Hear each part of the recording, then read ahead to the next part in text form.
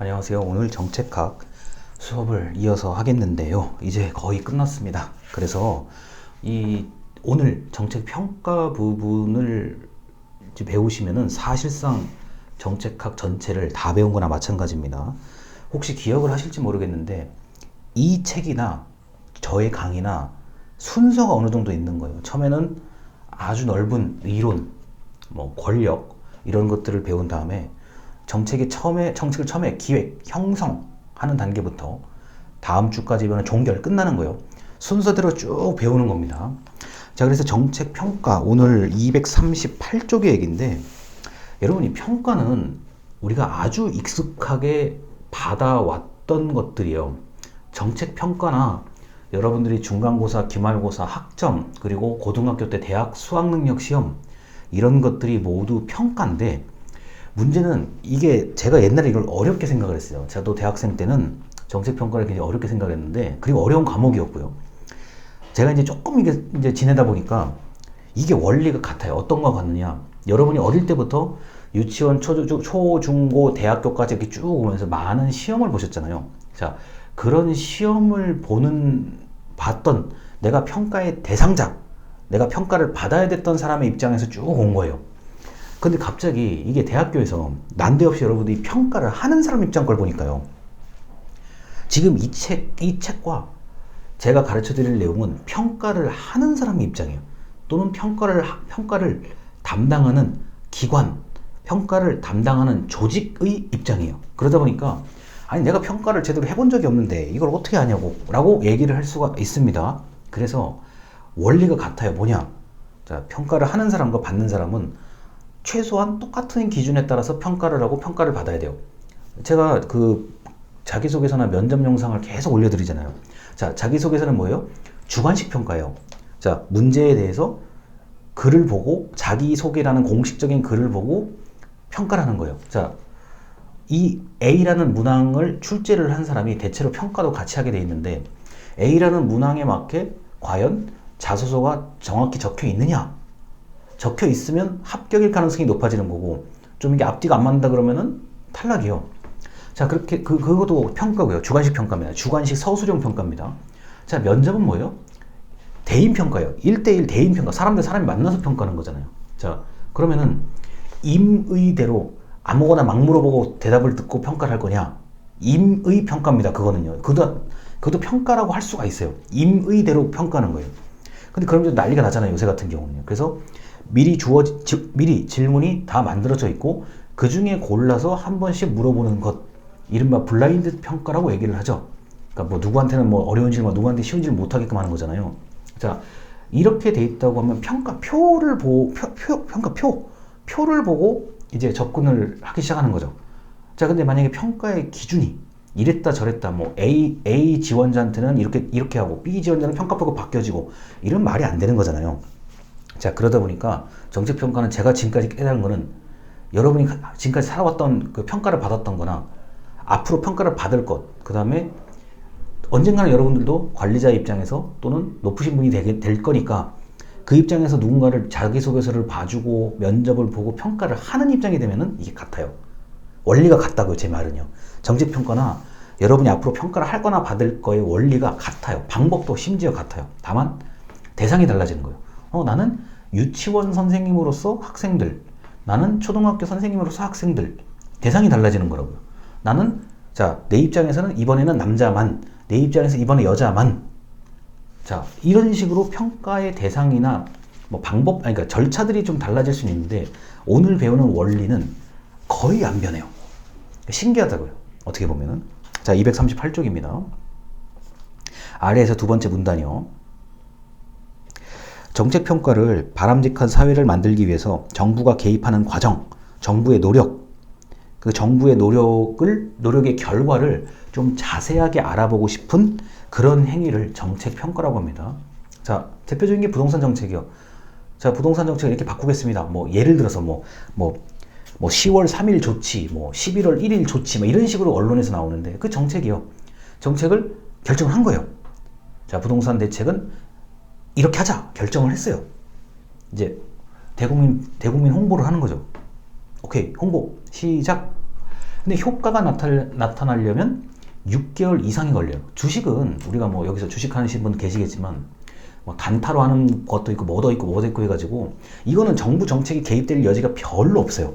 그리고 내가 증권 주식을 투자하는 내가 나름대로의 분석을 하는 거죠. 분석해서 그래 요때 팔자 사자. 순간적인 판단이 굉장히 중요해요. 자, 그런데 부동산은 일단 문서 계약이에요. 집을 살까요 말까요? 전세일까요 월세일까요? 또는 뭐 반전세일까요 뭐 등등등. 일단 문서행위이기 때문에 시간이 많이 걸려요. 자, 그럼 6개월에서 1년 이상 돼야만 그러니까 평가가 가능한 부분이에요. 제가 볼 때는. 자, 이런 것처럼 정책평가는 정부의 개입에 따라서 나타나는 결과를 보고 싶은 거예요. 뭐 쉽잖아요. 뭐 이거 어려운 거 아니고. 자, 넘어갑니다. 그럼 정책평가를 하는 이유. 자, 240쪽입니다. 바로 1번. 효율성을 높이기 위해서. 자, 평가를 해보고, 이게 어떤 잘된 점이 있고 어떤 못된 점이 있다. 알 수 있잖아요. 효율성 제고. 자, 그럼 정책 효과의 체계적 분석. 과연 이 부동산 정책이 이 결과를 낳게 했는지를 보고 싶은 거죠. 그 정책 효과. 자, 그 다음에 정부 활동의 책임성. 자, 이거는 이제 공무원이 되실 분들이 분명히 이 영상 보시는 분들 있기 때문에 얘기하는 거예요. 자, 공무원이 된다고 하면은 뭡니까? 내가 담당자인 내가 평가를 받아서 내가 일을 잘했다 못했다. 그래서 등급별로 나누잖아요. 성과 등급을 나눈단 말이에요. 그런 거를 이제 고민해 볼 수가 있는 거고요. 그 다음 지식의 축적. 제가 지금 강의를 해드리는 게 지식에 축적된 거를 강의해 드리는 거예요. 자, 그래서 241쪽까지 뭐 별의별 얘기가 다 있는데 어렵지는 않습니다. 자, 그리고 242쪽에 두 번째 문단이요. 자, 사전평가란 정책 결정이 이루어지기 전에 또는 정책이 시작하자마자 초반에 이루어지는 것을 사전평가라고 얘기합니다. 자, 진행평가란 도중에 이렇게 한 번씩 점검하는 것들이고요. 자, 그리고 사후평가는 정책 집행이 끝난 다음에 이루어지는 것이다. 자, 총괄평가라고도 부른다. 자, 사전평가는 다른 말로 형성평가라고도 얘기해요. 형성평가, 시작할 때쯤 하는 거. 이게 대학교로 따지면은 요새 제가 대학교 이제 우리 학생분들을 보면은 가끔 그런 게 있어요. 뭐 1주 수업을 듣고 야, 이 강의를 들을지 말지를 수강신청 정정기간이라는 게 있잖아요. 그거는 여러분들이 교수를 평가하는 거예요. 난 이 수업 들어야지. 못 듣겠어. 바꿔야지. 이게 사전평가의 개념이에요. 여러분들 입장에서는.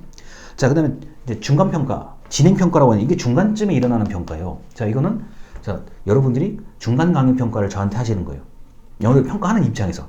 자, 그리고 사후평가는 완전히 종결된 다음에 여러분들이 저에 대해서 한 학기의 강의는 이랬다. 어쩌다 저쩌다. 객관식으로도 있는 게 있고 주관식으로도 있는 게 있어요. 자, 객관식은 양적인 것, 정량평가. 그 다음에 여러분들이 저한테 하는 정성평가, 질적인 거 글로 쓰는 거예요. 이 이상 어떻게 설명해요? 이거나 정책평가나 국가가 하는 평가나 같아요. 원리가 같은데 규모가 원체 큰 거를 하는 게 정책평가고 규모가 좀 작은 게 우리가 하는 강의평가 같은 거, 그런 겁니다. 자, 그리고 243쪽이요. 동그라미 1번. 산출평가. 자, 산출이라는 거는 그냥 단기간에 그냥 나타난 결과, 있는 그대로의 거죠. 자, 우리 이번에 정책학 수강생은 50명이다. 50명이 산출이에요. 여러분이 50명이 뭐 중간에 갑자기 뭐 돌아가시거나 이런 일 아니면 종강할 때까지 50명 될 거거든요. 자, 정책학 2021년도 2학기 김영재라는 사람이 가르쳤는데 몇 명 들었니? 50명이요. 그게 산출이에요. 자, 성과. 자, 243쪽이요. 내가 노력해서 바꿀 수 있는 거예요. 이게 성과예요. 아주 쉽게 얘기하죠. 산출은 있는 그대로. 그 중에서 내가 노력해서 바꿀 수 있는 거. 자, 뭐 예를 들어서 뭐 우리 50명인데 50명이 정책학 수업을 듣고 뭐 어떤 공무원 시험을 봤는데 뭐 합격을 많이 했다. 뭐 50명 중에 5명 합격했다. 대단한 거죠. 그거는 내가 여러분들에게 뭔가를 노력해서 결과를 바꿔놓은 거예요. 그게 플러스가 되면 좋은 성과고 마이너스가 되면은 이제 큰일 나는 거죠. 자, 이 정부 정책도 마찬가지예요. 저는 민원 전화를 100통을 받았습니다. 산출. 자, 100통을 받아서 뭐 전화를 한 그 민원인이 뭐 10통은 내 대답이 마음에 안 들었대. 90통은 만족했대. 자, 그럼 90통은 100통 중에, 전화 100통 중에 90통은 성과예요. 성과라고. 보통 그렇게 얘기합니다. 자, 그 다음에 영양평가는, 자, 243쪽의 아래 세 번째 줄이요. 오랜 기간이 지나서 측정되기 때문에 이게 쉽지가 않아요. 대표적인 게 환경영향평가 같은 경우입니다. 환경영향평가. 그리고 비교적 단순하게 측정할 수 있는 게 교통영향평가. 자, 일방통행으로 할 거냐, 쌍방통행으로 할 거냐, 시뮬레이션 이미 다 컴퓨터 다 있어요. 자, 여기를 쌍방통행을 했을 때 자동차가 어떤 식으로 흐름이 전개가 되는지. 자, 여기를 일방통행으로 했을 때, 일방통행인데 예를 들어서 지금 좀 설명이 좀 애매한데, 이렇게 일방통행을 시킬지 이렇게 일방통행을 시킬지에 따라서 이게 달라져요. 자, 시뮬레이션 프로그램이 있어요. 우리 예전에 배웠던 뭐 정책 시뮬레이션 분석할 때 있어요, 다. 그러면 이게 지들이 뭐 딱 분석을 해내요. 일방통행했을 때, 자, 그 정체 시간 몇 분이 좀 정체될 수가 있다. 뭐 여기는 도로 지나가는 양이, 예를 들어서 뭐 저희 집 앞에는 1분에 20대의 차량이 지나가요. 저희 딱 대문 앞이요. 1분에 20대 제가 세봐요, 가끔씩은. 아니 뭐야 이거 1분에 20대. 자, 그런데 어느 순간에는 꽉 막혀요. 퇴근 시간. 50대 60대가 꽉 줄 서 있어요. 난리가 나죠. 이걸 만약에 교통영향평가를 한다면 어떻게 되지? 벌써 다 해놨어요. 해놓은 최적의 결과예요, 보통은. 근데 갑자기 어떤 주민들이 마을버스 정류장을 여기다, 저희 집이요, 저희 집 앞쪽에다 세워주면, 근데 세워졌어요. 그게 한 10년 됐어요. 야, 마을버스가 여기 정차했다가 손님을 태우고 내리고 가는 거, 이럴 때 교통은 어떻게 변할 것인가 다 측정돼 있어요. 놀라울 정도로 잘 돼 있습니다. 왜냐? 여러분들 카드 대고 타요, 현금 내고 타냐고? 거의 카드예요, 요새는요. 띠 내리고 타고 띠하고 내리잖아요. 그게 실시간으로 전부 다 엑셀 파일 같은 데 다 정리가 돼요. 야, 뭐 정류장 아이디 번호 몇 번에는 몇 시 몇 분에 뭐 몇 명이 타고 내리고 몇 시 몇 분에 다 돼 있어요. 심지어 그게 무료로 공개가 돼 있는데 전문가들 아니면 찾을 이유가 없죠. 아니, 사람이 그냥 타고 내리는 게 관심 있는 거지, 내가 여기에 대한 교통영향평가를 왜 해요? 일반인들이요. 할 이유가 없죠. 이 영향평가 말씀드린 겁니다. 자, 그리고 245쪽에 맨 아래 문단이요. 정책의 대응성이란, 자, 특정한 집단의 필요, 선호, 가치를 충족시켰는지의 여부를 말한다. 요게 이제 정책의 대응성. 자, 우리나라는 신속하게 일 처리하는 거를 너무나 국민들이 바라고 있기 때문에 저는 이거를 신속한 반응이라고 좀 이렇게 이해를 하고 있습니다. 자, 일단 영상 여기까지입니다. 감사합니다.